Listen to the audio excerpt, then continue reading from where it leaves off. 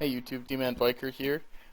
This video I'm just gonna show you how I sometimes repurpose my older designs into new vehicles entirely. It saves a lot of time to do this, and I don't know, it just feels good being able to repurpose old designs. So I'm gonna show you three different designs and just the progression here. So the first one is my 155mm howitzer carrier. It's a fairly well armored open top vehicle.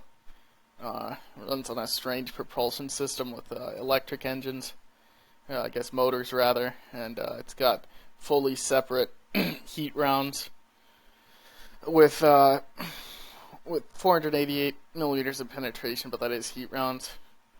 And those are actually separate from the open top, this is a pretty solid little tank destroyer. But yeah, it's not particularly well armored or anything like that. I think it's got a 120 millimeter upper plate, 80 millimeter lower, and it's also got 100 mils on these gun shields here, so it can take hits, but it is open top. Anyway, this is actually based directly on my MBT4 chassis, believe it or not. It doesn't look that similar, but it's the same chassis.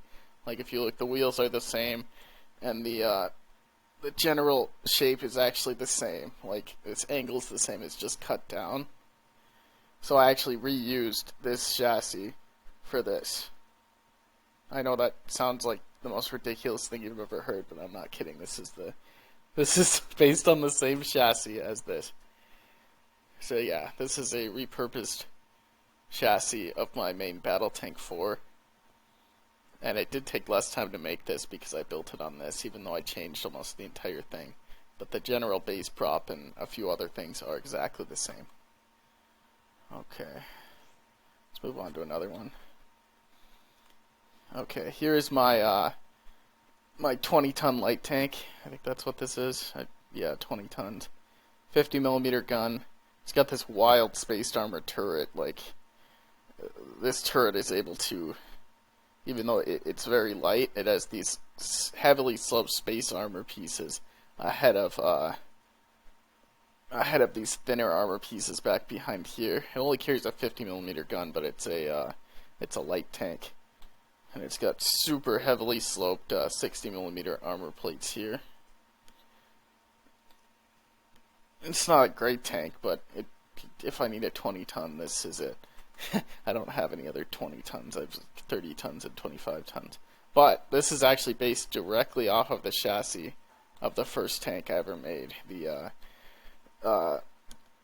Terios C. This is actually the Terios D, which has a different turret, but it's basically exactly the same. It just doesn't have an autoloader. So yeah, that one's a really big one, because I made that one somewhat recently, and I made this tank like 5 years ago or something. This was like the first real tank I made. So that's pretty crazy. Let's show you just one more. This one's a little bit different. Okay, this right here is the Q120. This actually is not a tank I made. My friend made this tank. This was like the first tank he made, which first tank, this thing is pretty awesome, honestly. But it's got major issues, like this turret face is just not good enough, and other issues with ductility and engine power and just the general layout inside here. So he gave me this tank to kind of revamp it into something more useful, because I really liked the way the hull looked. So I took this tank and I made it into this, the Q140. This is actually a tank destroyer carrying this enormous 140 millimeter cannon firing AP with 300 millimeters of penetration. It's got a secondary 20 millimeter autocannon mounted above the gun in its own little kind of casemate sort of thing. This is a huge heavy tank. The Q120 weighs 48 tons. This weighs 64 tons. It's got heavy armor. It's basically a very heavy tank destroyer.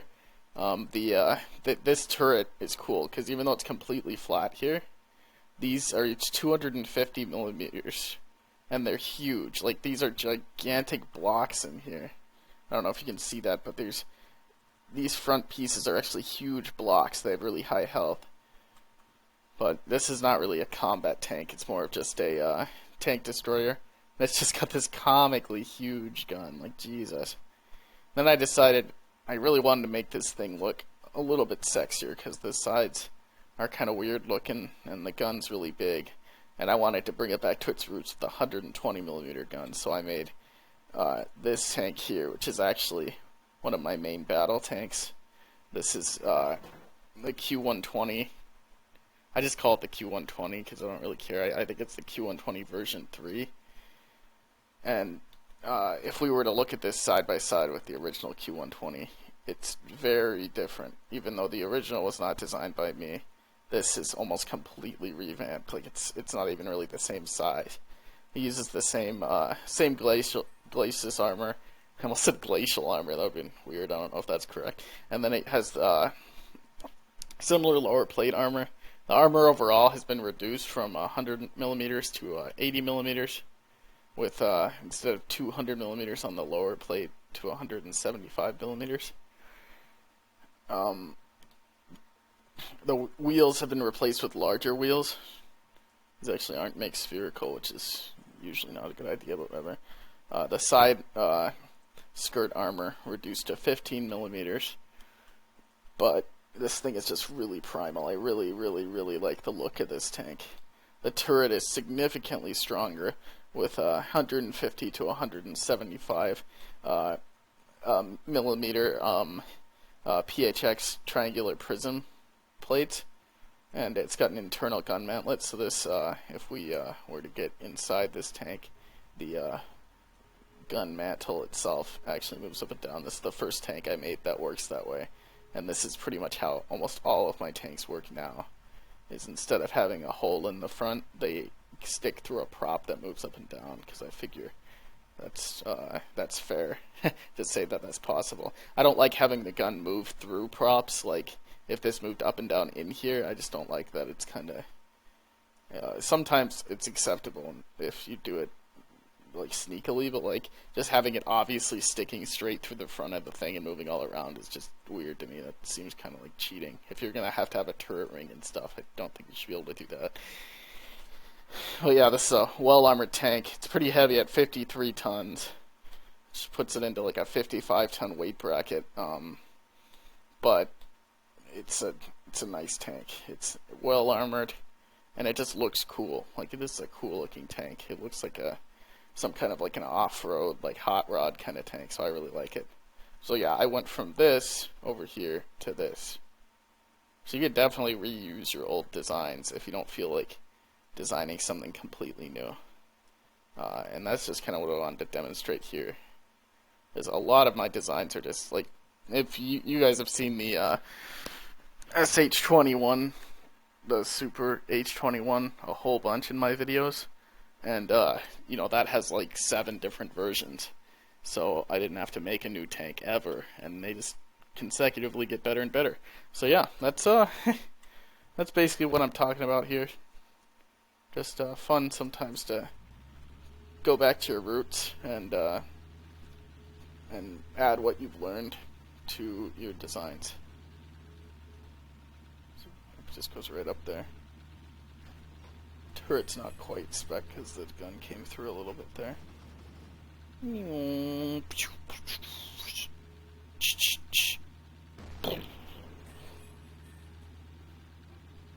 Decently mobile tank too. Okay, anyway, I think that's pretty much it. Don't know if there was anything to learn from this video, but whatever.